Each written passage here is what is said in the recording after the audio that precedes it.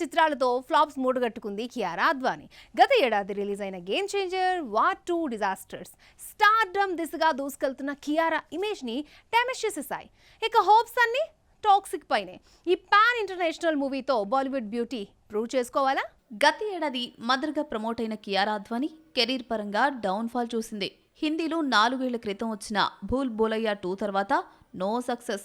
Pan Indian చిత్రాలు game changer, war 2తో popular అవుదామనుకుంటే box office దగ్గర తుస్సుమన్నాయి. గ్లామర్ షో చేసినా, బికినీతో రెచ్చిపోయినా హిట్ దక్కలేదు. ఇక హోప్స్ అన్ని కన్నడ చిత్రం టాక్సిక్ పైనే. యష్ హీరోగా గీతూ మోహన్ దాస్ దర్శకత్వంలో తెరకెక్కిన most awaited movie Toxic August 26న విడుదలవుతోంది. ఈ సినిమాతో శాండిల్వుడ్ లోకి ఎంటర్ అవుతోంది కియారా. ఇందులో బోల్డ్ అండ్ రస్టిక్ లుక్స్ తో కనిపించబోతోందని రిలీజ్ అయిన సాంగ్స్, ట్రైలర్స్ చెప్పకనే చెప్పాయి.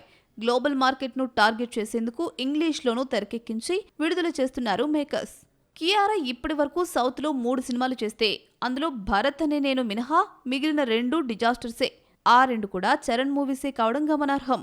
ప్రస్తుతం కియారా హిందీలో సైఫ్ అలీ ఖాన్ మూవీకి సైన్ చేసినట్లు సమాచారం. తెలుగులో రామ్ చరణ్ 17 కోసం సుకుమార్ ఈమె పేరే కన్సిడర్ చేస్తున్నాడని వార్తలు రాగా, చెర్రీ ఫ్యాన్స్ ఆందోళన చెందినట్లు తెలుస్తోంది. దీంతో సుక్కు మనసు మార్చుకున్నాడని టాక్. ఈ లెక్కన కియారా సౌత్ సినిమాల్లో నటించాలంటే టాక్సిక్ తో ప్రూవ్ చేసుకోవాల్సిందే.